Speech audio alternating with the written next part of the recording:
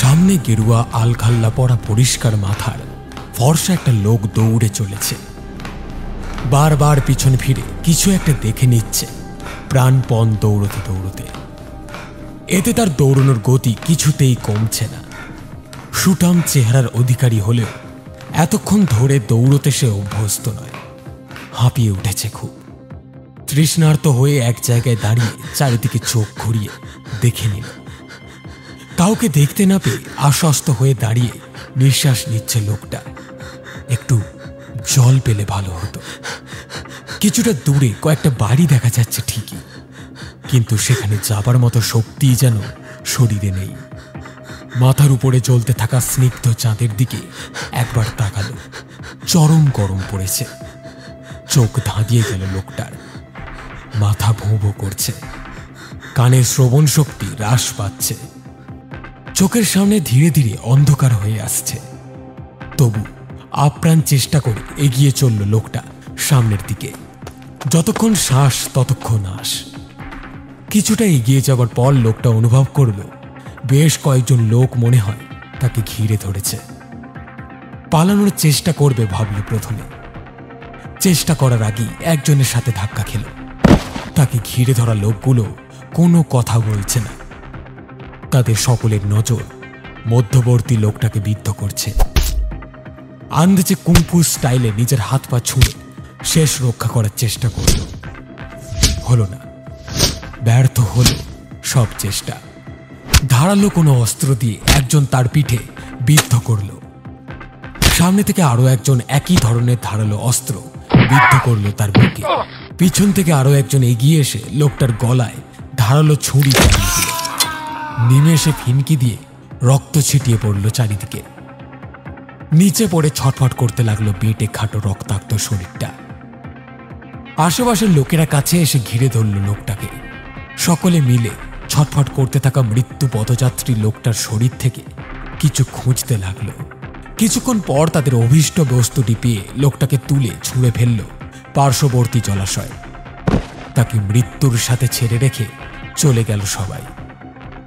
মৃত্যুর কোলে ঢলে পড়ে জলের নিচে তলিয়ে গেল লোকটার নিথর শরীরটা।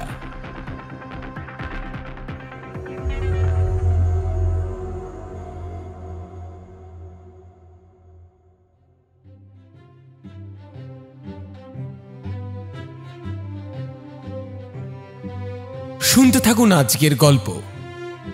লেখিকা মিতালি হোমের কলমে জিতুতা সিরিজের জিতুতা ও জপমালা রহস্য।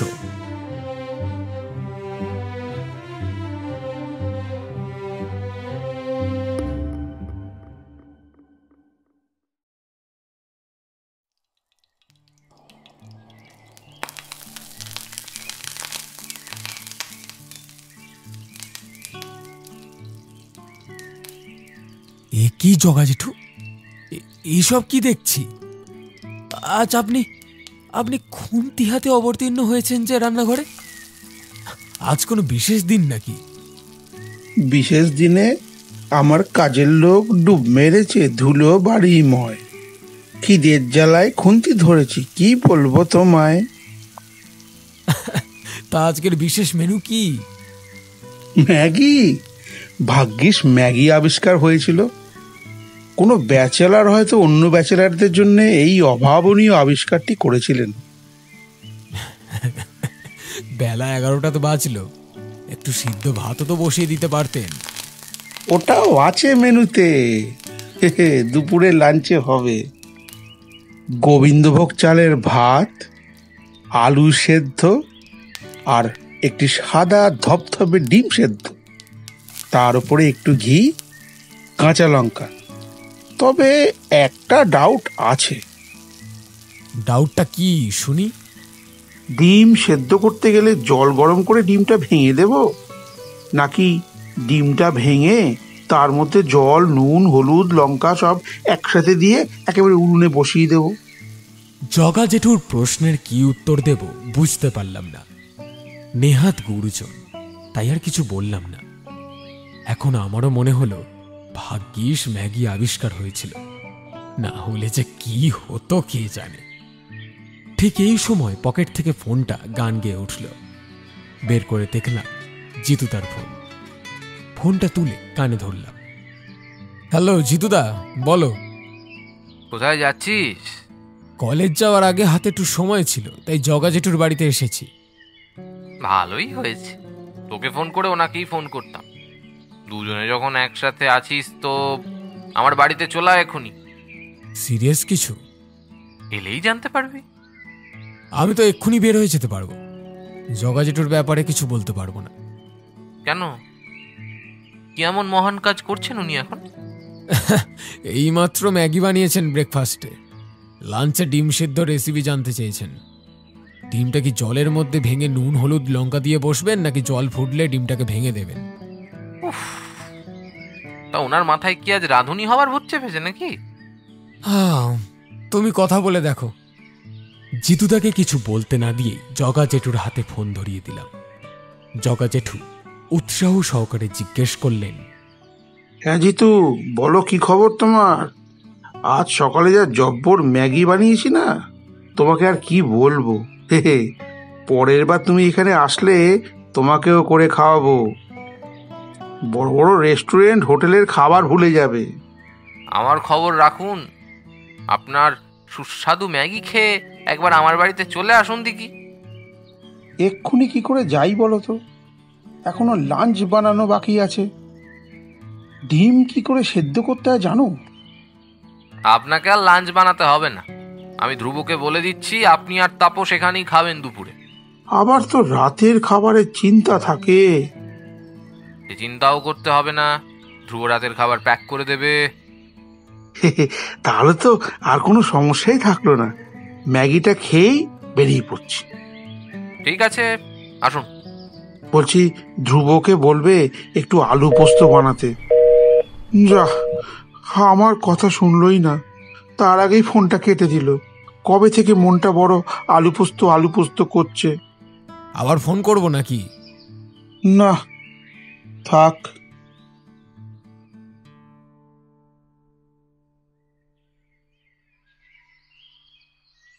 বলো জিতুদা, কি জন্য তোমার এই জরুরি তলব? বলছি একটু চা খাবো। জগা জেঠুর কথায় জিতুদা আর আমি দুজনে দুজনের চোখে চোখ রাখলাম। ভাবটা দুজনেরই এমন যেন এই লোকটা আর শোধরাবে না। কোথায় কখন কি বলতে হয় তার জ্ঞান আর আমরা দিতে পারলাম না। জিতুদাই বলল, একটু অপেক্ষা কর তাপস, আর একজন আসার কথা আছে, সে আসলে শুরু করব। চা খাবি? না। ধ্রুব, 4 কাপ চা করে দিবি? হ্যাঁ দাদা, বসাচ্ছি। চা খা, ততক্ষণে সে চলে আসবে। হেয়ালি করছো কেন? বলো না কি আসবে। সন্দীপ আসবে। এই সন্দীপ নামটা তো আগেও শুনেছি মনে হচ্ছে। শুধু শোনেননি, আলাপও করেছেন তার সাথে। মনে আছে গত বছর বিজয়া সম্মেলনীর সময় সিঙ্গারা খেতে গিয়ে যার গায়ে চাটনি ঢেলে দিয়েছিলেন? মনে পড়েছে? সেই সন্দীপ। জিতুদার মুখে বিজয়া সম্মিলনীর ঘটনা শুনে লজ্জিত হয়ে জিভ কাটলেন জগা জেঠু। মুখে বললেন, ছি ছি ছি, সে কথা আর মনে করিও না। ইস, কি লজ্জা, কি লজ্জা। উনি উনি বোধহয় আমাকে এখনো বাচ্চা মনে করেন, তাই না গো? জগা জেঠুর কথায় আমি আর জিতুদা ঈষৎ হেসে ফেললাম। লোকটা আসলে খুব সহজ সরল। যদি তিনি তা ভেবেও থাকেন তবে কি খুব একটা ভুল ভাবছেন? আপনার মনটা তো আজও ছোট বাচ্চার মতোই পরিষ্কার। বয়সটা না হয় একটু বেড়েছে। আমার কথায় গদগদ হয়ে জগা জেঠু বললেন, বেড়েছে বলতে এবার 35 হবে। আবার জিতুদা আমার দিকে তাকালো, আর আমি জিতুদার দিকে। জিতুদার নিজের বয়স 35 হবে। জগা জেঠু জিতুদার বাবার মাস্তুতো দাদা, তার বয়স নাকি এবার 35। আমি কিছু বলতে চাবো এমন সময় জিতুদার চোখের ইশারায় চুপ করে গেলাম। পেটটা বড় ব্যথা করছে, আমি বরং একটু ইয়ে করে আসি। আমি আর জিতুদা কিছু উত্তর দিলাম না। উনি অবশ্য আমাদের উত্তর পাবার অপেক্ষাও করলেন না, চলে গেলেন ওনার গন্তব্যে। কলিং বেলটা বেজে উঠতে জিতুদা গিয়ে দরজা খুলল। ভিতরে প্রবেশ করলেন সন্দীপদা। লম্বায় জিতুদার কাছাকাছি হবে, 6 ফিট। জিম করা সুঠাম চেহারা।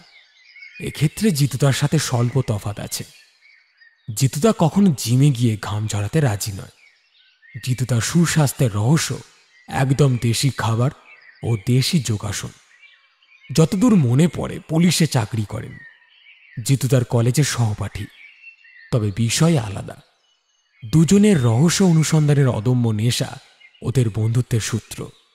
ঘরে ঢুকেই আমাকে দেখে একটু হাসি বিনিময় করে জিজ্ঞেস করলেন, কি তাপস, কেমন আছো?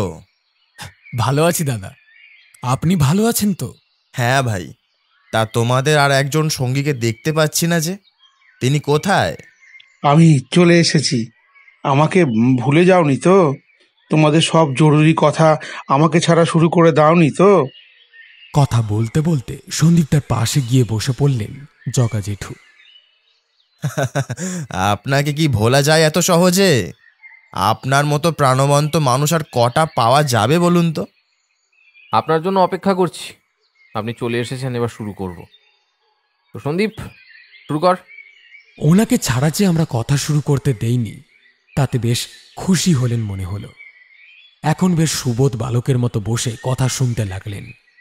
সন্দীপদা শুরু করলেন, যতীন, তুই হয়তো খেয়াল করেছিস, এই গেল মাসে একটা অপ্রত্যাশিত কিছু ঘটনা ঘটে চলেছে। আমার বিশ্বাস সব ঘটনাগুলো নিছকই কাকতালীয় নয়। এই ঘটনাগুলো একে অপরের সাথে গভীর কোনো সংযোগ আছে। তুই কি স্মাগলারদের খুনের ব্যাপারটা বলছিস? হ্যাঁ, একদম ঠিক ধরেছিস। তোর এমন মনে হওয়ার কারণটা জানতে পারি? তোর মনে হয় না যতীন, এই সব ঘটনাগুলো ঘটতে খুব কম সময় নিচ্ছে? এটা কিন্তু সত্যিই খুব অস্বাভাবিক ব্যাপার। তাছাড়া এরা কেউ কিন্তু সদ্য স্মাগলার হয়ে ওঠেনি। খুব বড় মাপের স্মাগলার না হলেও এই কাজ তারা অনেক দিন ধরেই করছে। এতদিনে তো এমন কিছু ঘটেনি, তবে এখন হলো কেন? এটা আমারও খটকা লেগেছে। তুই কি এই স্মাগলারদের মধ্যে কোনো সাদৃশ্য লক্ষ্য করেছিস? এদের সকলকেই ধারালো কোনো অস্ত্র দিয়ে খুন করা হয়েছে, আর এরা সকলেই অ্যান্টিক পিস স্মাগলিং করত। তুই কি বলতে চাইছিস এরা কোনো একই জিনিসের পেছনে পড়ে প্রাণ হারাচ্ছে? অস্বাভাবিক কিছুই নয়, তবে খুনের ধরনের মিল বলে দিচ্ছে যে খুনি ওপেন চ্যালেঞ্জ দিয়ে রেখেছে। নিজে সামনে এসে দায় স্বীকার না করলেও খুন করার ধরনের পরিবর্তন এনে নিজেকে গোপন করার চেষ্টা কিন্তু করেনি একবারও। আচ্ছা, এটাও তো হতে পারে কেউ এদের মেরে সমাজকে পরিষ্কার করতে চাইছে। তোমার যুক্তি কিন্তু আমি অস্বীকার করছি না, তবে আজকালকার যুগে বিনা কারণে কেউ কিছু করে না। সমাজের কল্যাণ সাধনের উদ্দেশ্যে কজন আইন নিজের হাতে তুলে নিয়ে স্মাগলারদের সাথে শত্রুতা করতে যাবে? আর যদি তাই হয়, তাহলে সমাজের শত্রু তো আরও অনেকেই আছে।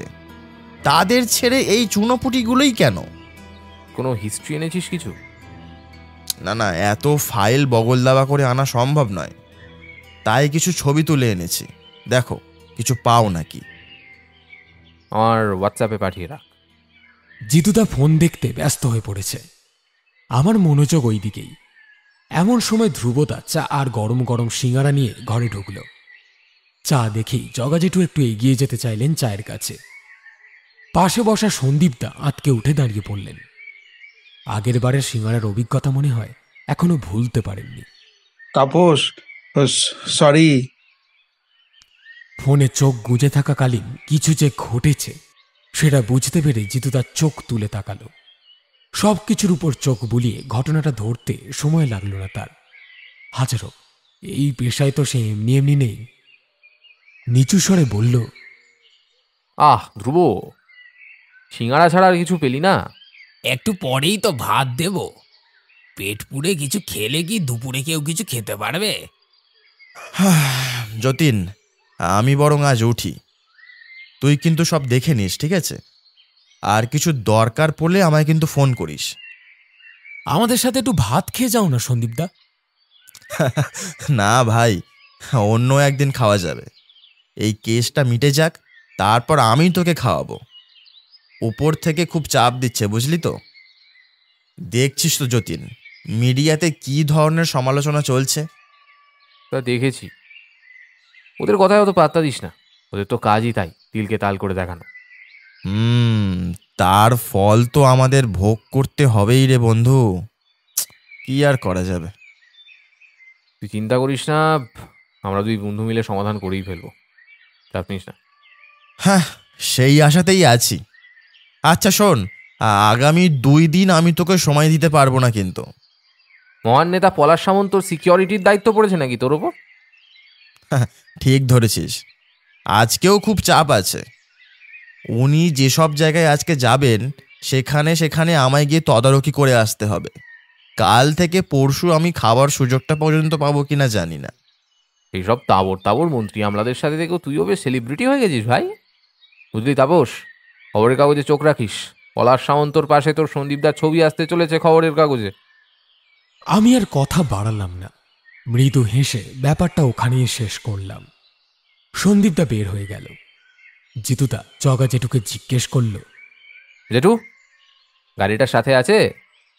হ্যাঁ এনেছি। আমরা কি কোথাও বেরোবো? হ্যাঁ, যেসব জায়গায় খুনগুলো হয়েছে সেগুলো একটু ঘুরে দেখে আসবো। সে তো অনেক সময়ের ব্যাপার। আমাদের দুপুরের খাওয়াটা? ধ্রুব, আমাদের ভাত বার খেয়ে বেরোবো। আর এই সিঙ্গারাগুলো কি করব? আমাকে প্যাক করে দে, রাতে খেয়ে নেবো। ও হ্যাঁ, চাটনি দিতে ভুলিস না যেন। দুপুরের খাবার খেয়ে আমরা 3 জন জগা জেঠুর গাড়িতে করে রওনা দিলাম। প্রথম খুন হয়েছিল 24শে ডিসেম্বর। কলকাতার এই দিকটা লোক বসতির মাঝে মাঝে বেশ ফাঁকা জায়গা এখনো আছে। এইসব জায়গাতেই ঘটনাগুলো ঘটেছে। ঠিক কলকাতা শহর বলা চলে না, দক্ষিণ 24 পরগনার ছোট ছোট মফস্বল বলা চলে। বাকি খুনের জায়গাগুলো এরকম মফস্বল ঘিরে। এই কিছু পেলে? তাপস, তোর কি মতামত বল আগে শুনি। খুনি খুব বুদ্ধি খাটিয়ে খুনের স্থান আর সময় নির্বাচন করেছে। 24শে ডিসেম্বরের রাতে শহুরে লোকেদের বড়দিনের উন্মাদনা থাকে। ওদিকে লোকে এই রাতে এত তাড়াতাড়ি ঘুমোতে চায় না। সেই তুলনায় মফস্বলের লোক ঠান্ডার মধ্যে লেপের নিরাপদ আশ্রয়টাই বেছে নেয়। গুটিকতক হুজুগে লোকজন ব্যস্ত হয়ে পড়ে পিকনিক করতে।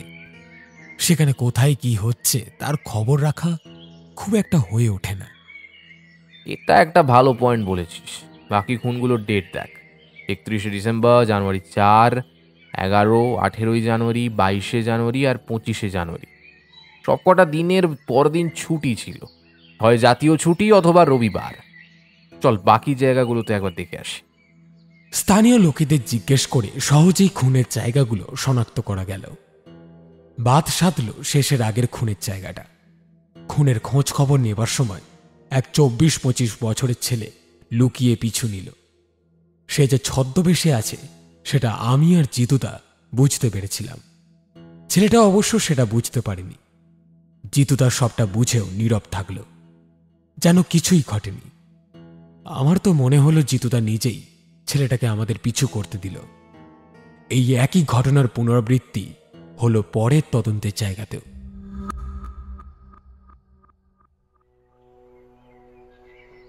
কদিন পরে জিতুদা চা খেতে খেতে বলল, আচ্ছা, তোরা কি কিছুদিন ধরে কিছু পরিবর্তন লক্ষ্য করছিস? আমার কিছুদিন ধরে খিদে কম পাচ্ছে, হজম হচ্ছে না বোধহয়, এই গ্যাস হয়ে। জেঠু জেঠু জিতুদা এই পরিবর্তনের কথা বলছে না। তবে তুই কি কিছু খেয়াল করেছিস, বিশেষ করে বাইরে বেরোবার সময়? কেউ আমাদের উপর নজর রাখছে বলছো? যাক, তুইও সেটা অনুভব করেছিস তাহলে? হ্যাঁ করছি, তবে আমার মনে হয় নজরদারির কাজটা একাধিক জন করছে। একজনের পক্ষে আমাদের 3 জনের উপর আলাদা আলাদা জায়গায় নজর রাখা সম্ভব নয়। কিন্তু আমার কিছু বলার আছে। বলুন, কি বলতে চান বলে ফেলুন। এমন অভিজ্ঞতা আমারও আগে হয়েছে। মনে হয় ছেলেগুলো লোকাল ছেলে, ছদ্মবেশে আমাদের আশেপাশে ঘুরছে। আপনার এমন মনে হবার কারণ? কুকুর। কুকুর মানে? এই পাড়ার আর আমাদের পাড়ার কুকুরগুলো যা হিংস্র, আমাদের বাড়ির আশেপাশে একটা পাখিও এসে বসতে পারে না। সেখানে অন্য পাড়া থেকে কেউ এসে এখানে ঘুরঘুর করলে কুকুরগুলো কি তাদের ছেড়ে দেবে ভেবেছ? ছিঁড়ে খেয়ে নেবে। কিন্তু তেমন তো কিছুই ঘটলো না। জিনিয়াস জেঠু, পয়েন্টটা কিন্তু জেঠু একদম ঠিক বলেছে। তাহলে বলছো তোমাদের সাথে থেকে থেকে আমার বুদ্ধিটা খুলেছে? হ্যাঁ, বুদ্ধির অভাব কিন্তু তোমার নেই জেঠু, বরং কিছু ক্ষেত্রে আমাদেরকে ছাড়িয়ে যায় তোমার জ্ঞানের ভাণ্ডার। ইতিহাস নিয়ে জেঠুর যা জ্ঞান আছে তা কিন্তু ইতিহাসের ছাত্র হয়ে আমার নিজেরও নেই। কি যে বলছো তোমরা। এ ব্যাপারে আমিও কিন্তু তাপসের সাথে একমত। পরদিন সন্দীপ তার ফোন আসলো। হ্যালো সন্দীপ, তোর ব্যস্ত শিডিউল থেকে সময় বের করে এই সময় ফোন করছিস যে কিছু ঘটেছে নাকি? শোন যতীন, কেসটা একটু তাড়া আছে, আর বুঝতে পারছি যে এই কেসটা কিন্তু তাড়াহুড়ো করে সলভ করা যাবে না। আর এর নেপথ্যে আরও একটা কাহিনী আছে। পলাশ সামন্ত এখানে এসে জনসমক্ষে বলে গেছেন যে তিনি অন্যায়ের সাথে কোনো দিনও আপোষ করবেন না। অতি শীঘ্রই এই মার্ডারগুলোর রহস্য ভেদ হবে। তিনি আমাদের মাত্র 10 দিন সময় দিয়েছেন। যা করতে হবে তা এর মধ্যেই। এত কম সময় হয় নাকি? কি ছেলের হাতের মোয়া নাকি? হ্যাঁ, সেটা আমি বুঝছি, কিন্তু জনতা তো বুঝবে না, পলাশ সামন্তও বুঝবে না। ওরা মুখ খুলেই খালাস, প্রচণ্ড চাপ দিচ্ছে উপর থেকে। এখন মনে হচ্ছে এই চাকরিটা করার থেকে বিষ খেয়ে মরে যাওয়া অনেক ভালো। ফালতু বলিস না, তুই ফোন রেখে বাড়ি যা, আমি দেখছি কি করা যায় কিভাবে। এখন শেষ পর্যন্ত তুই ভরসা, না হলে মিডিয়া আমাদের আত্মহত্যা করে তবেই শ্বাস নেবে। বললাম তো তোকে বাড়ি যা, মিডিয়ার ব্যবস্থা আমি করে দেবো, একটু শান্ত হ। আর আমাকেও শান্ত হয়ে ভাব দে। ফোন রাখছি। ঘন্টা চারেক পরে জিতু তার সন্দীপদাকে ফোন করলো আবার। কিরে, ঠিক আছিস এখন? টেনশন তো হচ্ছে, তবে আগের থেকে একটু ভালো লাগছে। অনেক এমন সত্যি আছে যেগুলো এখনো তুই জানিস না। বল, তুই এখনো সব কথা বলিসনি। তুই সব কথা না বললে আমি কোন সূত্র ধরে এগোবো? আমার মনে হয় পলাশ সামন্তর সাথে এই কেসটার একটা কানেকশন আছে। তোর এমন মনে হওয়ার কোনো বিশেষ কারণ? লোকটা আমাকে সকলের সামনে কেসটা সলভ করার জন্য চাপ দিচ্ছে, আবার এদিকে আমাকে নিজের কেবিনে ডেকে বলল যে আমি যেন কোনো রকম তদন্ত না আগে বাড়াই, রিপোর্ট তাড়াতাড়ি সাবমিট করতে হবে। এ থেকে জনসাধারণও জানছে যে তাদের নির্বাচিত কতটা সৎ। নিজের দলের লোকের অন্যায় তিনি মেনে নেবেন না, আসল অন্যায় তো সামনে আসবে না। এত কম সময়ে যে কিছু করা যাবে না সেটা উনিও জানেন। তবুও আমি যদি কিছু করতে চাই তাহলে আমার চাকরি নিয়ে টানাটানি পড়ে যাবে। কিন্তু তুই যদি আসল সত্যটা বের করে জনসমক্ষে আনতে পারিস তাহলে ওনার কিন্তু কিছুই করার থাকবে না। ব্রাভো বন্ধু, এমন পরিস্থিতির মধ্যে মাথা ঠান্ডা করে যে এতটা বুদ্ধি লাগিয়েছিস, তোর তারিফ না করে পারলাম না রে। তবে তোর সাহায্য ছাড়া আমি কিছু করতে পারবো না। তুই জানিস না যতীন, পলাশ সামন্ত এখানে এসেছিল এই কেসটার তদারকি করতে। আসলে সবই ছিল জনসভা ভাঁওতা। তুই তো সবসময় ওনার সাথে ছিলিস। সন্দেহজনক লোক কেউ দেখা করতে এসেছিল ওনার সাথে? তুই আলাদা করে ওদের আইডেন্টিফাই করতে পারবি না তো। পঞ্চায়েত লেভেল থেকে শুরু করে অনেক উঁচু পদের নেতারাও এসেছিল ওনার সাথে দেখা করতে।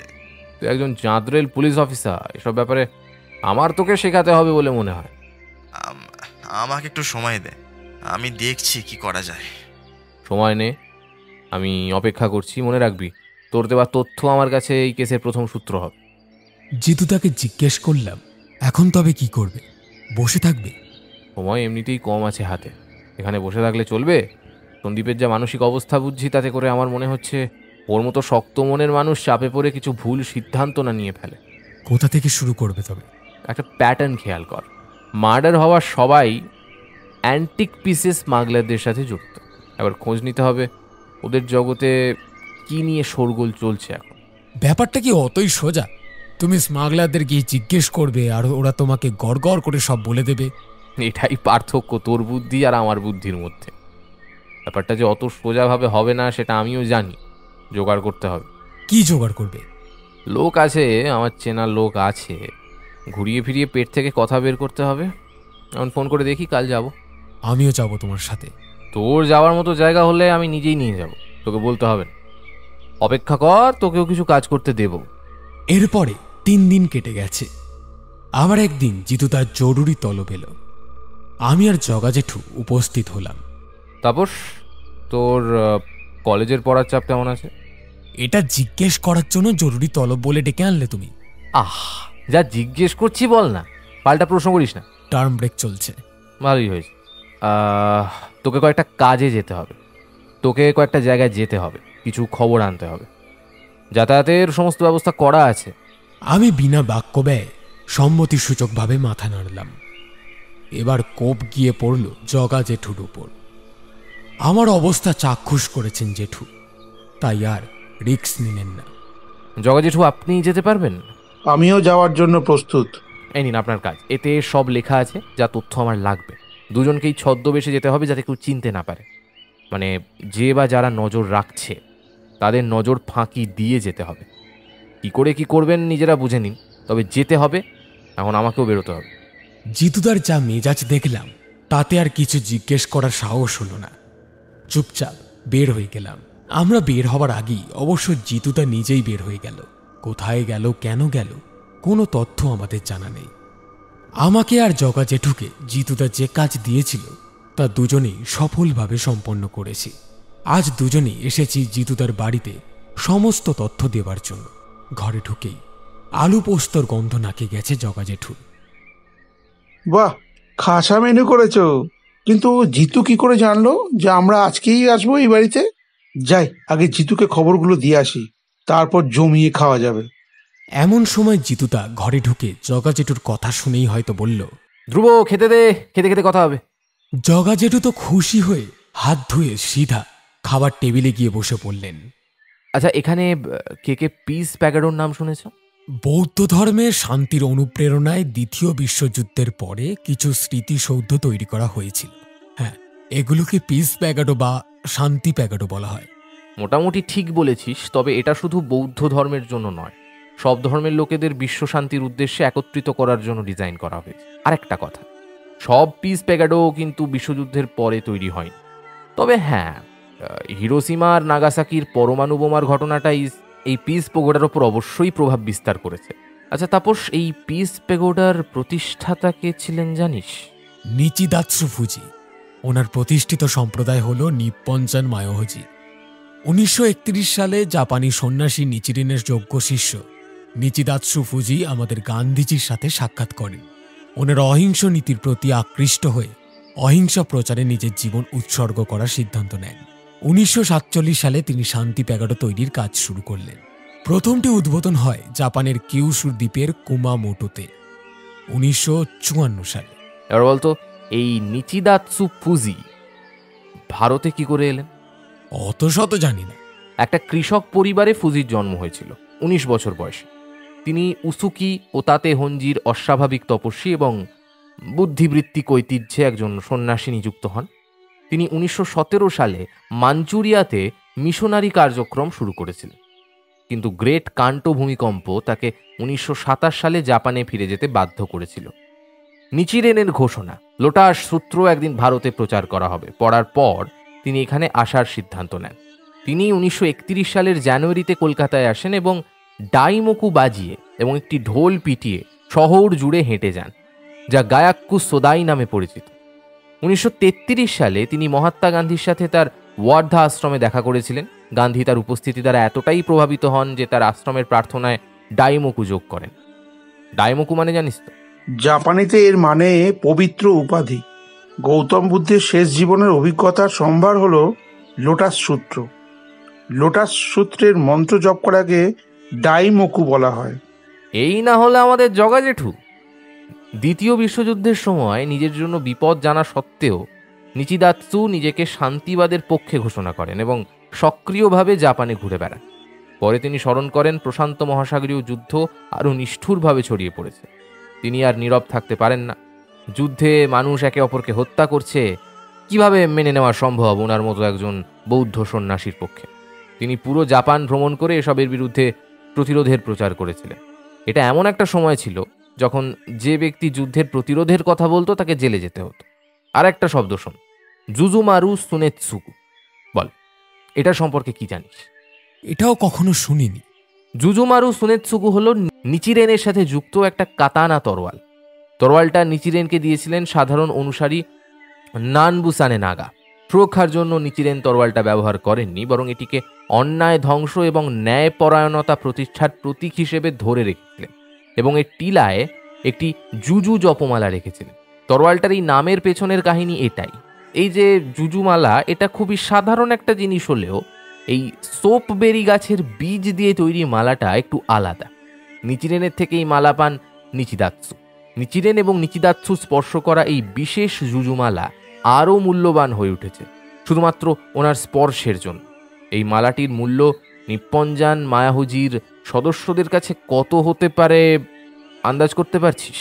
ওরা তো ভিক্ষুক, ওদের কাছে অত টাকা আসবে কি করে?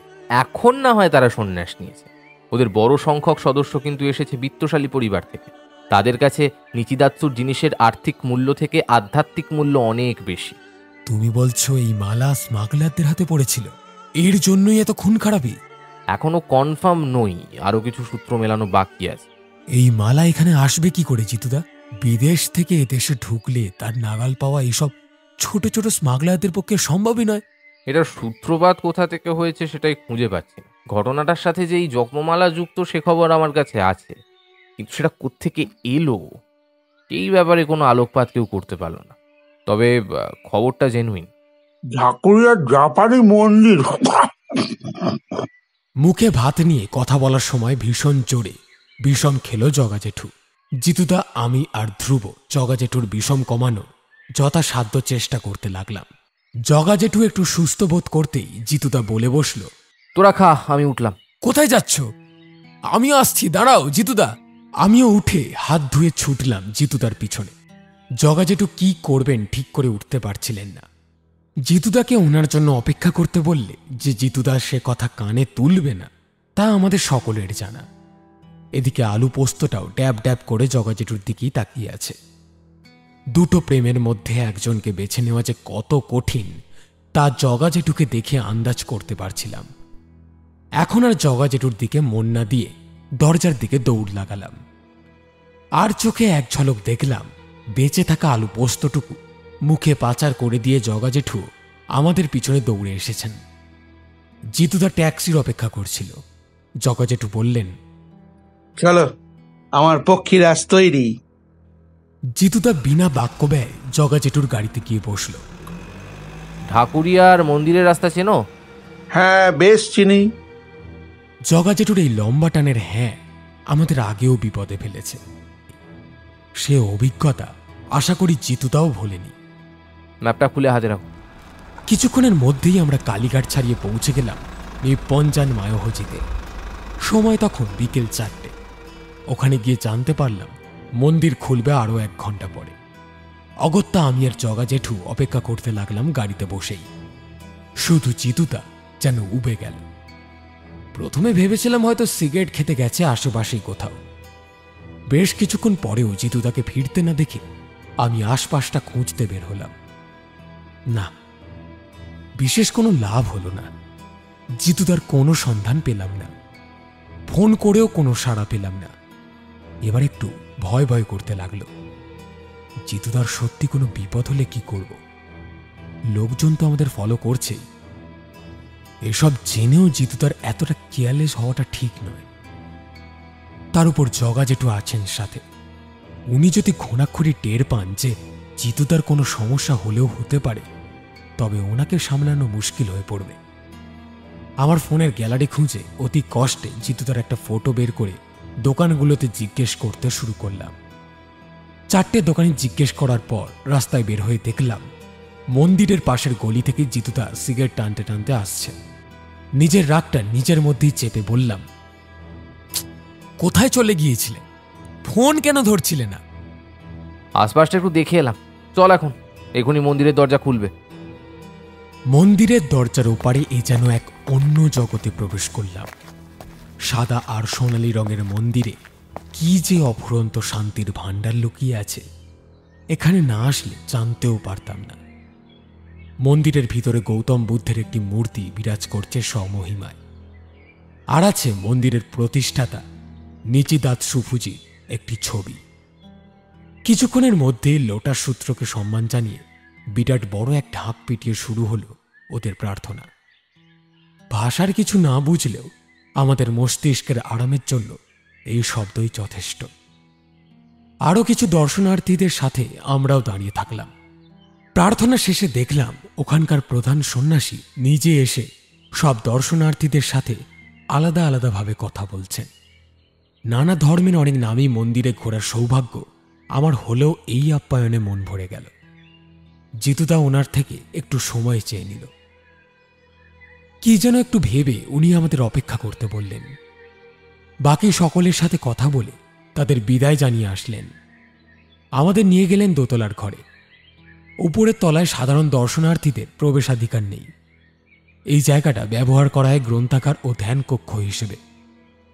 জাপানি ভাষায় অনেক বইয়ের সংগ্রহ আছে এখানে। জগাজেঠু সেগুলো উল্টে পাল্টে দেখতে লাগলেন। আমাদের এসব কিছু দেখতে দেখতে জিতুদা দেখলাম প্রধান সন্ন্যাসীর সাথে বেশ আলাপ জমিয়ে বসেছে। হিন্দিতে যা বললেন তার বাংলায় সারমর্ম দাঁড়ায় ওনার নাম চামাং লামা, বাড়ি ছিল নাকি ভুটানে। শান্তির খোঁজে বিভিন্ন জায়গা ঘুরতে ঘুরতে এখানে এসে আপাতত থিতু হয়েছেন। এই মন্দিরের প্রধান হয়েছেন কতদিন হলো? 2 মাসও পূর্ণ হয়নি এখনো। তবে যেভাবে আমি এই দায়িত্ব পেয়েছি সেভাবে কখনো পেতে চাইনি। এখানে সাধারণ সন্ন্যাসী হয়েই আমি বেশ ভালো ছিলাম। কেন, কি হয়েছে? আমাদের গুরুজি খুব ভালো মানুষ ছিলেন। আমি সন্ন্যাস গ্রহণ করলেও এখনো ওনার মতো সন্ন্যাসী হতে পারিনি বলেই আমার বিশ্বাস। আমি যত বছর ধরে ওনাকে চিনি ততদিনে কখনো ওনাকে ক্রোধিত হতে দেখি। খুব শান্ত মনের মানুষ ছিলেন উনি। ওনার দর্শনেই মনে শান্তি চলে আসত। এমন মানুষের শত্রু যে কে হতে পারে কে জানে। খুন করে দিল মানুষটাকে। কারণ জানতে পারেননি কে করেছে বা কেন করেছে? তার কোনো তথ্য পুলিশও পায়নি? না, সকালে উঠে ওনাকে খুঁজে পাওয়া যাচ্ছিল না। সকালে অনেক খোঁজা হলো, শেষ পর্যন্ত ওনাকে আর পাওয়া গেল না। পাওয়া গেল ওনার মৃতদেহ রবীন্দ্র সরোবরের জলে। শরীরে ধারালো কিছু দিয়ে আঘাতের চিহ্ন ছিল। পরনের পোশাক ভেসে গিয়েছিল জলের সাথে। কী কারণে তিনি ওখানে গিয়েছিলেন সে তথ্য আজও সকলের অজানা। দেখুন তো, আঘাতগুলো কি এমন কিছু ছিল? জিতুদার নিজের ফোন খুলে কিছু ছবি মেলে ধরল চামং লামার সামনে। উনি ভালো করে ঘুরিয়ে ফিরিয়ে দেখে বললেন, হ্যাঁ হ্যাঁ, এমনই তো ছিল। কিন্তু এগুলো কাদের ছবি? এনারাও আপনার গুরুজির মতোই কারোর হাতে খুন হয়েছে। এরা প্রত্যেকেই স্মাগলার। স্মাগলার? আপনি কি পুলিশের লোক? ধরে নিতে পারেন তাই। আমাদের সঠিক তথ্য দিলে আপনার গুরুজি বিচার পাবেন। আপনার কিছু ভুল হচ্ছে। আমাদের গুরুদেবের সাথে স্মাগলারের কোনো যোগসূত্র থাকতেই পারে না। উনি একজন সৎ মানুষ ছিলেন। আমাকে ভুল ভাবছেন। আমি ওনার চরিত্র নিয়ে প্রশ্ন তুলছি না। ওনার কাছে কি পুরনো দিনের মূল্যবান কিছু ছিল? আমরা সন্ন্যাসী মানুষ, মোহ মায়া ত্যাগ করেই আমাদের জীবন অতিবাহিত করতে হয়। আমরা মূল্যবান জিনিস নিয়ে কি করব? আর আমার গুরু তো এত নিষ্ঠাবান মানুষ ছিলেন যে ওনার গুরু জীবিতকালেই ওনাকে এক জপমালা দিয়েছিলেন। এই মালা নাকি কলকাতায় আসার সময় নিচিদাৎসুর গুরু নিচিরেন ওনাকে দিয়েছিলেন। সে তো তাহলে প্রায় 100 বছর আগেকার ঘটনা।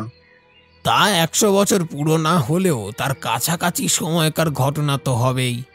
এ তো তাহলে অ্যান্টিক পিস জিতুদা। ওই জপমালাটা আছে আপনার কাছে? আমার কাছে নেই। গুরুজি কোথায় রাখতেন তাও আমার জানা নেই। আমার ফোন নাম্বারটা রাখুন আপনার কাছে। জপমালাটা খুঁজে পেলে আমাকে জানাবেন। ওটা খুব গুরুত্বপূর্ণ। মনে হচ্ছে আপনার গুরুজির মৃত্যুর কারণও এই জুজু জপমালা হতে পারে। জপমালা গুরুজির মৃত্যুর কারণ কি করে হতে পারে? তাই হয়েছে সেটা বলছি না, বলছি মালাটা খুঁজে না পাওয়া গেলে এমন কিছু হলেও হতে পারে। আপনার গুরুজি কি মন্দির ছাড়া অন্য কোথাও যেতেন? একদম না, এই মন্দিরই গুরুজির সব ছিল। আপনার গুরুজির খুনিকে পেতে হলে মালাটা আগে খুঁজুন। আর একটা ব্যাপারে খোঁজ নিন, রবীন্দ্র সদনে উনি কখন আর কেন গিয়েছিলেন? আগের দিন ওনাকে শেষবারের মতো কখন, কোথায় আর কার সাথে দেখা গিয়েছিল সেটা জানতে পারলেও হবে। তবে এখন বেশি লোক জানাজানি না হওয়াই ভালো। ঠিক আছে, আমি খোঁজ নিচ্ছি। মালাটা না পাওয়া গেলে কি খুনিকেও পাওয়া যাবে না? শেষ বাক্যটা আবেগে কেঁপে গেল। নিজের গুরুকে খুব ভালোবাসে লোকটা। জিতু তার চামংলামার মনের ভাব বুঝতে পেরে ওনার কাঁধে হাত রেখে বললেন, আপনাদের প্রার্থনার খুব জোর। প্রার্থনা করুন, খুনি অবশ্যই ধরা পড়বে। অনৈতিক কাজের ফল তার পিছু ছাড়ে না, কর্মের ফল তো পেতেই হবে। এভাবে খুঁজে না পেলে অন্য উপায় খুঁজতে হবে। চামংলামা মুখে আর কিছু বললেন না, নীরবে মাথা নাড়লেন শুধু। আমরা তিনজনে ওনার থেকে বিদায় নিয়ে বাড়ির পথে পা বাড়ালাম। জগা জেঠুর বাড়ির পরে আমার হোস্টেল হাঁটা পথ। জেঠুর বাড়িতে গাড়ি ঢুকিয়ে আমি হেঁটে যাব তাই নেমে পড়েছি। দেখি জেঠুর ঘরের প্রধান ফটক খোলা। যাবার সময় তো তালা দিয়েছিলাম, তালা খুলে কে এলো? কোনো অতিথি আসেনি জেঠু, চোর ঢুকেছে। জিতু তাকে আসতে বলি, দাঁড়াও। চোর? আমার কাছে কি চুরি করতে এসেছে? আমার জিনিসপত্র চুরি করে পালালো না তো? চলো পুলিশ ডাকো। না না না, আমরা দুজন দুদিক থেকে হামলা করব। তার থেকে বরং তুমি ভেতরে যাও, তোমার পিছু করে চোর বাইরে আসলে আমি লাঠি নিয়ে থাকবো। জেঠু, ওরা যদি একাধিক হয়? এভাবে হবে না, দাঁড়ান দেখি জিতুদা কি বলে। জিতুদাকে ফোন করলাম। সব শুনে সে বলল, পাড়ার ক্লাবে যা, যে কজন আছে তাদের নিয়ে ঘরে ঢোক, আমি আসছি। তার কথা মতো আমরা ক্লাবে গিয়ে সব জানাতে উপস্থিত সকলে চলে এলো আমাদের সাথে। যে যা পেল হাতের কাছে তুলে নিল, তাও কম করে 12 জন মতো। এদের দেখে আমিও মনে একটু বল পেলাম। 12 জনের সাথে লড়াই করা মুখের ব্যাপার নয়।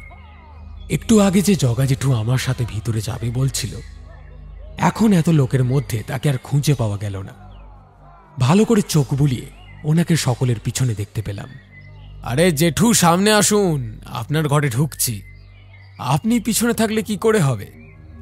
আমি পারমিশন দিচ্ছি, তোমরা ঢোকো আগে। তোমাদের হাত থেকে পালাতে পারলেও সে আমার হাত থেকে বাঁচতে পারবে না, আমি ঠিক ধরে ফেলবো। বেটে গোলগাল চেহারার 50 ব্যক্তিটির ক্ষমতার পরিচয় পাবার সৌভাগ্য আমার হয়েছে ইতিপূর্বেও, কিন্তু এখানে সে কথা বলা অনুচিত বিবেচনা করে চুপ করলাম। ভিতরে গিয়ে দেখলাম ঘরের জিনিস চারিদিকে ছড়িয়ে ছিটিয়ে রয়েছে। সব ঘর খুঁজেও কাউকে খুঁজে পাওয়া গেল না ঘরের ভিতরে। চোর তার কাজ সেরে ততক্ষণে কেটে পড়েছে। জগা জেঠুকে ডাকা হলো ঘরের জিনিস পর্যবেক্ষণ করে কি কি খোয়া গেছে তার লিস্ট বানানোর জন্য। অবাক কাণ্ড হলো, জগা জেঠুর মতানুসারে কিছুই খোয়া যায়নি। ততক্ষণে জিতুদাও এসে হাজির হয়েছে। ক্লাবের ছেলেরা সবাই চলে গেছে। জগা জেঠুর ঘরে এখন বসে আছি আমি, জিতুদা এবং অবশ্যই বাড়ির মালিক জগা জেঠু। চুরি করতে এসেছিল আমার ঘরে, আমি ধরতে পারলে কি কি অবস্থা হতে পারে তা ভেবে পালিয়ে গেছে। তাই যদি হতো তবে সে তোমার ঘরে আসতোই বা কেন? তুমি বলতে চাইছো চুরি নয়, অন্য কিছু করতে এসেছিল? হতে পারে, কিছু না হলেও নিদেন পক্ষে ভয় দেখাতে তো পারবেই। জগা জেঠু এখানে একা থাকে, সে যদি অন্য সময় এসে জগা জেঠুর ক্ষতি করে তবে? মানে আমাকে খুব তাপসবাবু, সোনা আমার, কদিন এখানে থেকে যাও সোনা। হোস্টেলে কি বলবো? তোর লোকাল গার্জেন তো আমি, হোস্টেলে আমি কথা বলে নেব, তোরা দুজনে আমার ওখানে থাকবি। এখানে কারোর একা থাকা ঠিক হবে না। সন্দীপকে বল এই ঘরগুলোর ফরেন্সিক টেস্ট করাতে পারলে ভালো হতো। যদি কোনো হাতের ছাপ পাওয়া যেত তো খুব ভালো হতো। সে তো কিছু নেয়নি, পুলিশে ডায়েরি করবে কিসের উপর ভিত্তি করে? আমি তো আর কোনো সেলিব্রিটি নই, এই সামান্য কারণের জন্য পুলিশ আমার কথা শুনতেই বা যাবে কেন? ওদের তো আরো অনেক কাজ থাকে। আমাদের কাছে তুমি সেলিব্রিটির থেকে কম কিছু নও। পুলিশের ঢোকার দরকার নেই, তুমি বরং আমাকে তোমার প্রতিবেশীদের কাছে নিয়ে চলো, দেখি কেউ কিছু দেখেছে বা শুনেছে কিনা। জিতুদার কথা মতো জগা জেঠু আমাদের দুজনকে সাথে নিয়ে চলল প্রতিবেশীদের বাড়িতে। প্রথমেই আমরা গেলাম মিস্টার মুখার্জির বাড়ি। ওনারা বিশেষ কিছু দেখেননি।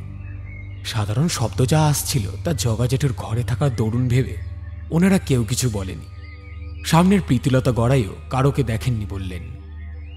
ওনার বাড়ি থেকে বের হতেই পাড়ার 4-5টা কুকুর ঘিরে ধরল জিতুদাকে। এমনভাবে গর্জন করতে শুরু করলো যেন জিতুদা চুরি করতে এসেছে। দুজন তো জিতুদার পেটে সামনের পা রেখে পিছনের পায়ে ভর দিয়ে দাঁড়িয়ে পড়েছে। ওদের হামলা দেখে আমি তো খুব ভয় পেয়ে গেলাম। ওরা ওদের ছোট থেকেই আমাকে জগা জেঠুর বাড়িতে আসা যাওয়া করতে দেখেছে, আমাকে চেনে, তাই কিছু বলে না। জিতুদা খুব একটা জগা জেঠুর বাড়িতে আসে না। দরকার অদরকারে আমরা 3 অসমবয়সী বন্ধু জিতুদার বাড়িতেই আড্ডা দিতে বসি। জিতুদার এখানে আসা তেমন দরকার পড়ে না বললেই চলে। তাই এই অবলা জীবগুলোর সাথে পরিচয় ঘটাবে এমন সৌভাগ্য হয়নি ইতিপূর্বে। আমি রাস্তার ধার থেকে একটা পাথর তুলে ওদের মারতে উদ্যত হতেই জিতুদা আমাকে এমন কিছু করতে মানা করল।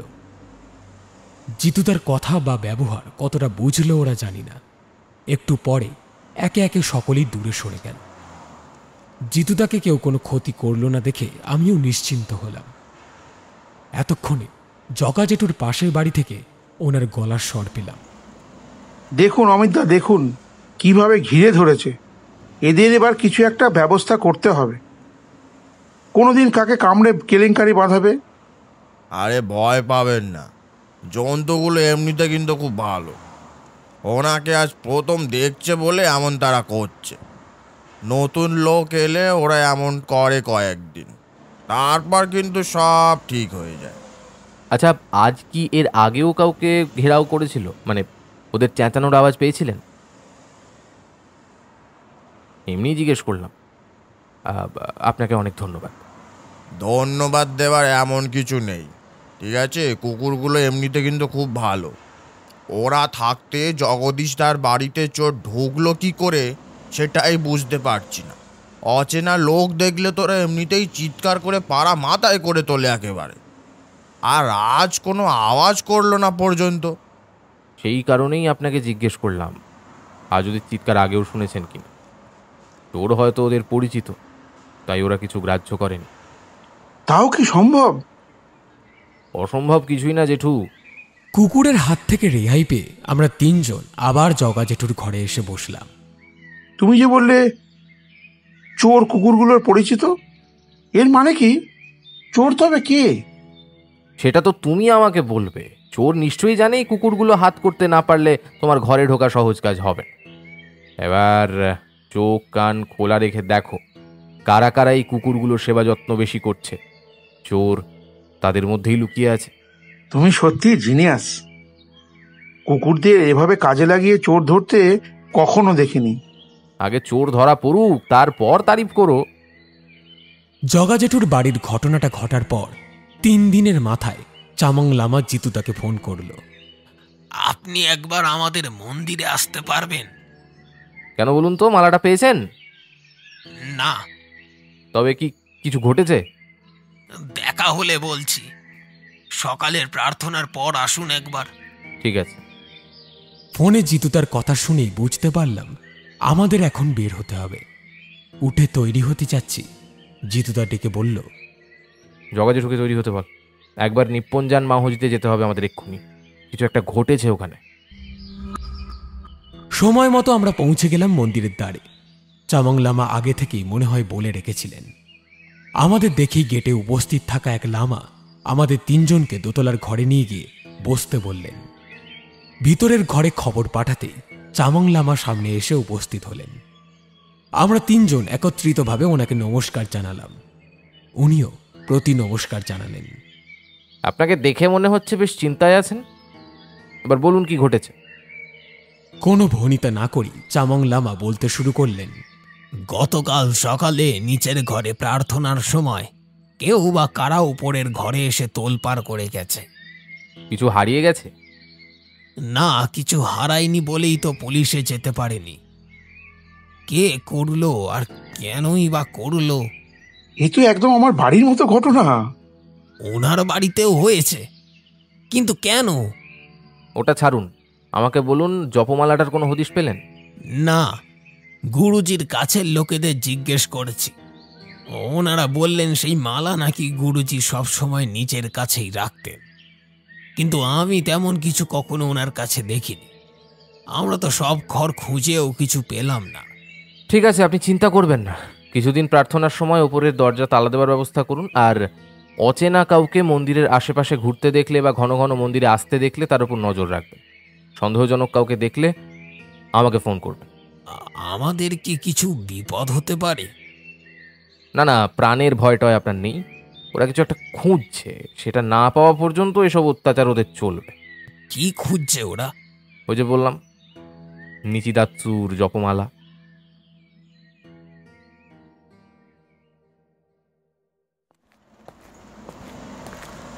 সেদিন আমরা তিনজন বাজারের উপর দিয়ে আসছি।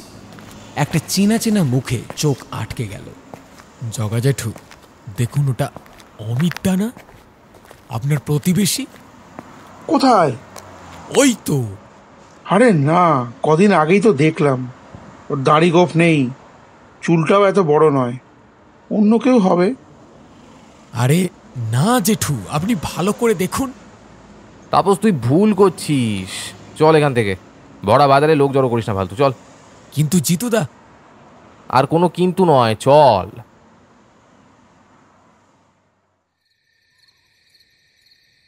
সেদিন ঘরে ফিরে জিতুদার মাথায় কি চলল কে জানে। রাতে খাবার পর বলল, জগা জেঠু, কাল সকালে আমরা তোমার বাড়িতে যাব। আগামী কদিন তোমার বাড়িতে আমরা থাকবো। আবার যদি চোর আসে? তোরের সাথে দেখা করতেই তো যাচ্ছি, চলো তো আগে। মানে? মানেটা তো খুঁজতেই যাচ্ছি। রেডি থাকবে সকালে। জগা জেঠুর বাড়িতে যাবার 2 দিনের মাথায় অদ্ভুত এক ঘটনা ঘটল। জিতুদার খালি বাড়িতে আর জগা জেঠুর প্রতিবেশী অমিতার বাড়িতে একই দিনে চোর ঢুকল। জিতুদার বাড়ির ব্যাপারটা কিছুটা বুঝলেও অমিতদাদের বাড়ির ব্যাপারটা মাথায় ঢুকল না। দুজনেই ঘরের চোরের ধরন একদম জগা জেঠুর ঘরে ঢোকা চোরের মতো। পরদিন সকালে উদ্ভ্রান্তের মতো ছুটে এলেন অমিতদা জিতুদার কাছে। জিতুদা, আমার বাড়িতে কিন্তু কাল চোর হানা দিয়েছিল। একদম জগদীশদার মতো হুবাহু ঘটনা। বাড়িতে কেউ ছিল না? আপনি তখন কোথায় ছিলেন? আমার স্ত্রী বাচ্চাদের নিয়ে বাপের বাড়ি গেছে। আমি অফিসের কাজে বাইরে গিয়েছিলাম। মাঝরাতে শেষে ঘরে ঢুকে দেখছি এমন তার অবস্থা। সব ভালো করে চেক করেছেন? কিছু হারায়নি তো? কিছু তো হারায়নি। তোর যে অকারণে কেন এত রিস্ক নিচ্ছে বুঝে পাচ্ছি। একবারও কি ভাবে না ধরা পড়লে কি হতে পারে? আমার বাড়িতেও গতকাল রাতে চোর ঢুকেছিল। সে কি কি চুরি হয়েছে? আমার বিশ্বাস সে সেখান থেকেও কিছু নিয়ে যায়নি। তুমি তো দেখতেও গেলে না, জানলে কি করে? গিয়ে আর কি হবে, নিলে যা নেওয়ার তো নিয়েই গেছে।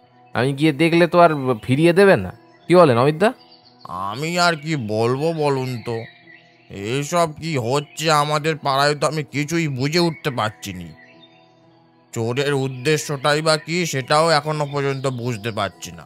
চোরের উদ্দেশ্য এবার আমি একটু একটু বুঝতে পারছি মনে হচ্ছে। সেটা কেমন? বলছি যেটু একটু অপেক্ষা করো। সন্দীপ আর চামংলামা এখানেই আসছে। ওরা এসে পড়লে সব বলা শুরু করছে। সন্দীপদা আবার চামংলামাও আসবেন? তার মানে কি তুমি কেসটা সলভ করে ফেলেছ? প্রশ্নগুলো জমা রাখ, এখন উত্তর পরে দেব। জগা জেঠুর ঘরে কলিং বেল নেই। দরজার কড়া নাড়ার শব্দে বোঝা গেল বাইরে কেউ বা কারা দরজা খোলার অপেক্ষা করছে। জগা জেঠু নিজেই উঠে গিয়ে দরজা খুলে দিলেন। আসুন আসুন। জগা জেঠুর পিছন পিছন পুলিশের ইউনিফর্মে সন্দীপদা ঘরে ঢুকল। বুঝতে পারলাম সন্দীপদাকে দেখে অমিতদা একটু অস্বস্তি বোধ করতে শুরু করলেন। বললেন, আপনারা কথা বলুন, আমি বরং আজ উঠি। আরে উঠবেন কেন? বসুন না, একটু আড্ডা দেওয়া যাক। ঘরে তো কেউ অপেক্ষা করে বসে নেই, একটু আড্ডা তো দেওয়া যেতেই পারে।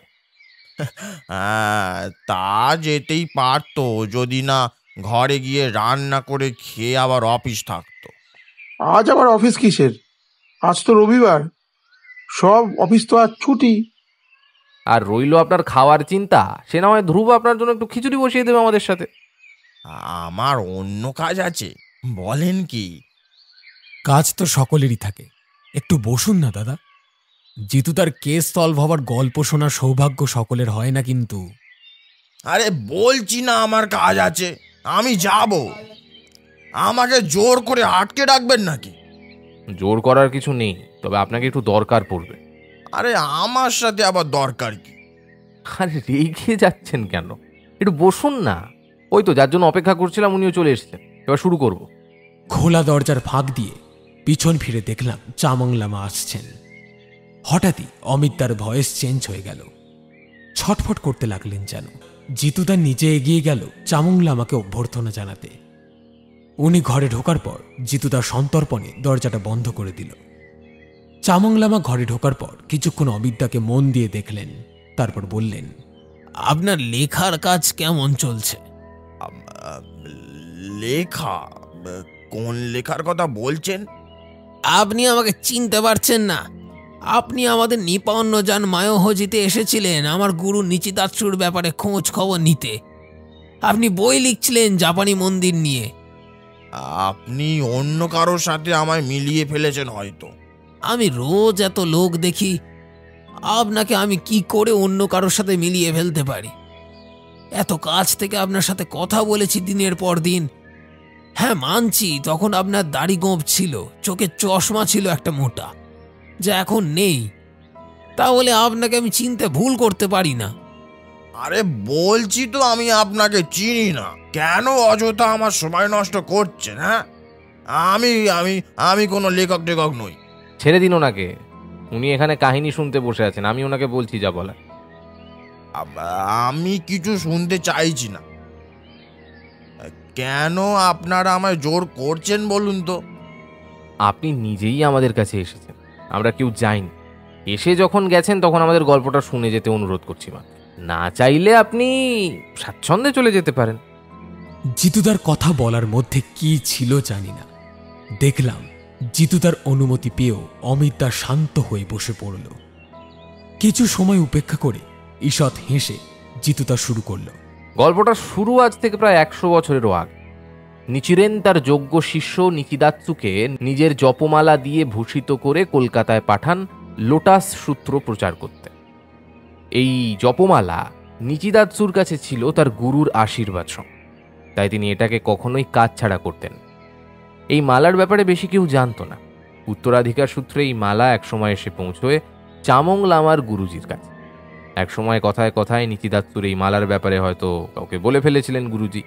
সেই খবর চলে যায় চোরাচালানকারীদের কাছে।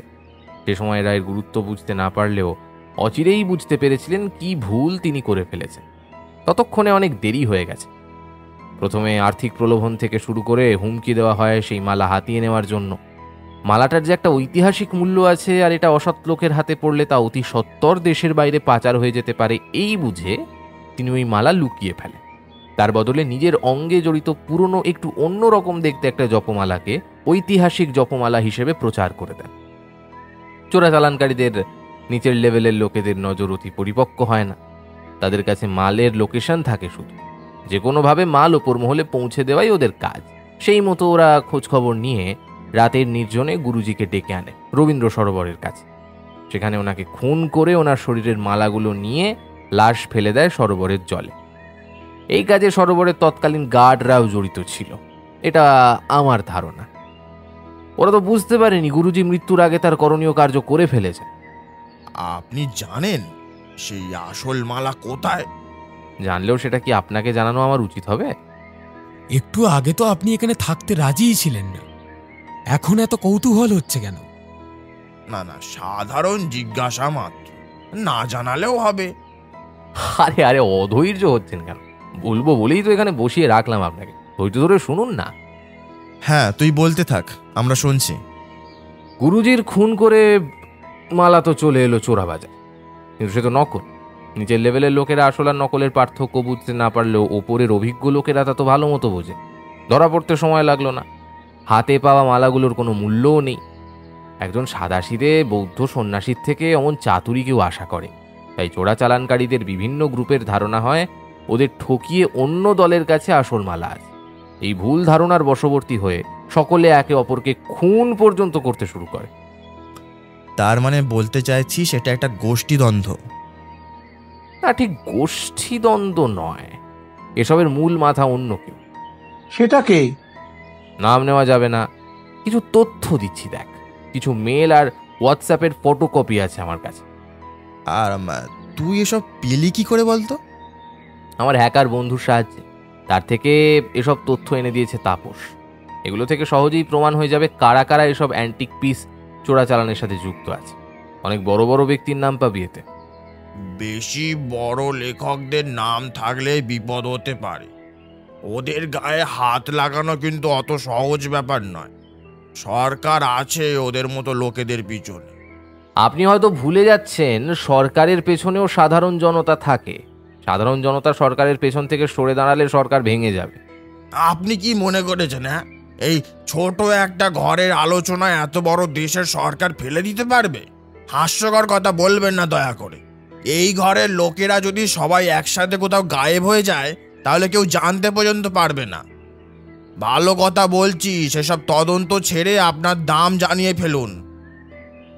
এমন সুযোগ কিন্তু জীবনে বারবার আসে না। এটা একদম খাঁটি কথা বলেছে। এমন সুযোগ বারবার আসে না, কিন্তু এই সুযোগ ব্যবহার করব কি করে? আমার কাছে উপায় আছে, যদি আপনার কাছে আসল মালা থাকে। মালা তো আমার কাছেই আছে, তবে এ ব্যাপারে শুধু আমাকে দাম দিলেই হবে না। এখানে উপস্থিত সকলকে, যারা এই আগুন মালাটার ব্যাপারে জানে, তাদের সকলকে উচিত মূল্য দিতে হবে। এসব কি বলছো জিতুদা? তুমি নিজেকেই বিক্রি করতে চাইছো? আমি তো এখনো একথা বিশ্বাস করতে পারছি না। বিশ্বাস না করার তো কিছু নেই। এমন সুযোগ জীবনে বারবার আসবে না। এখান থেকে যা রোজগার হবে তাতে আমাদের সকলের সারা জীবন আরামসে কেটে যাবে। অমিতদা, আপনি কথা বলে দেখুন। আসল মালা আগে দেখাতে হবে কিন্তু। সেটা আমার সাথে আছে। আপনি অভিজ্ঞ কাউকে এখানে ডাকুন না, উনি আগে দেখে ব্যাপারটা নিশ্চিত করুক, তারপর আমি দাম বলবো। কথা শেষ করে সামনের টেবিলে একটা কাপড়ের বটুয়া ব্যাগ বের করে রাখলো জিতুদা। সেটা খুলে মালাটা হাতে তুলে নিতেই চোখ জল জল করে উঠল অমিতবাবু। বললেন, কারোকে ডাকার দরকার নেই, আমি তো আছি। এইসব ব্যাপারে আমার নজর সেরা। দেখি আগে। এসব কি বলছো? কি করছো? এসব তো দেশদ্রোহিতা।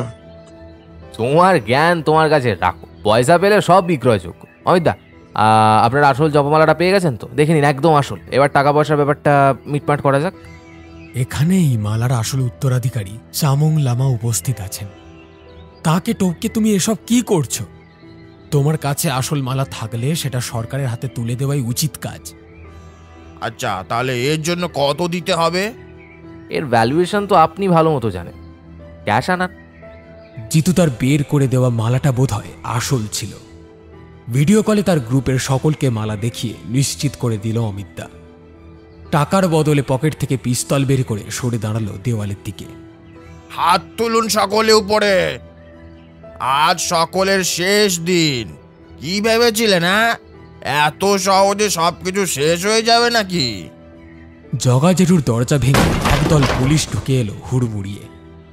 অমিতদার মনোযোগ ওদিকে সরে যেতেই এক লাথিতে হাত থেকে পিস্তল ফেলে দিল জিতুদা। এই না হলে আমাদের জিতুদা। এবার জিতুদাকে আমার চেনা জিতুদা বলেই মনে হচ্ছে। গ্রেফতার করা হলো অমিতদাকে, সকল প্রমাণ সহ। আচ্ছা জিতুদা, পুলিশ ঠিক সময় এলো কি করে? পুলিশ তো আগে থেকেই মোতায়েন ছিল, আর এতক্ষণ এই ঘরে যা হয়েছে তার সবটা প্রথম থেকে শেষ পর্যন্ত লাইভ টেলিকাস্ট হয়েছে। তোদের এই অমিতদা যে পলাশ সামন্তর খাস লোক সেটা প্রমাণ কিন্তু আমার কাছে আছে। এসবের আসল মাথা যে পলাশ সামন্ত নিজেই, তার প্রমাণও আমার কাছে আছে, যেগুলো সকলে টিভিতে দেখে নিয়েছে। দেশের সব নাগরিক কিন্তু আজ দেখল তাদের ভোট দিয়ে নির্বাচিত করা নেতা মন্ত্রীদের আসল রূপ। এতজনের মুখ বন্ধ করা কিন্তু সহজ ব্যাপার নয়। তোমার মাথার বুদ্ধি তো কম নয়। কি সহজভাবে অপরাধীদের সকলের সামনে নিয়ে এলে। এটাই তো আমার কাজ। মালাটা কি সত্যি সত্যি মানে মানে করে কাজ নেই। এই মালাটা একদম আসল। পেলে কোথায়? পেলাম নিপ্পনজান মায়াহজিতে। কোথায় ছিল? আমরা তো দেখতে পেলাম না। তোরা তখন জাপানি বই দেখতে ব্যস্ত ছিলিস। সেই সময় দোতলায় গৌতম বুদ্ধের মূর্তির নিচের কোটরে রাখা বইয়ের মতো দেখতে একটা বাক্স থেকে এই মালাটা উদ্ধার করেছি আমি আর চামং স্যার। তারপর এই ছক কষি আমি, সন্দীপ আর লামা স্যার মিলে, তোদের দুজনকে কাজে পাঠিয়ে আমি, সন্দীপ আর লামা স্যার মিলে প্ল্যানটা ঠিক করে ফেলি আর ক্যামেরা সাজিয়ে ফেলি। তারপরের ঘটনা তো সবাই জেনে গেছে। চোর কে ছিল? সেটা বুঝতে পারেননি এখনো? আপনার প্রতিবেশী অমিত। তাহলে অমিতদার বাড়িতে কে চুরি করলো? এই কাজটা আমার। ওখানে হানা না দিলে অনেক প্রমাণ আমার হাতে আসতো না, আর ভয় পেয়ে উনি এখানে ছুটে আসতেন। সত্যি জিতুদা, তুমি জিনিয়াস। অবশেষে জপমালা রহস্য সমাধান হলো। তবে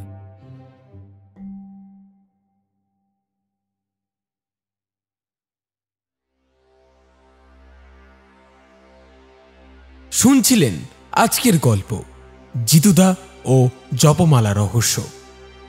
গল্প রচনায় মিতালি হোম, জিতুদা সায়ন্তন, জগা জেঠু দৈপায়ন, সন্দীপ এবং অমিত রাহুল, অন্যান্য চরিত্রে আমি সায়ন।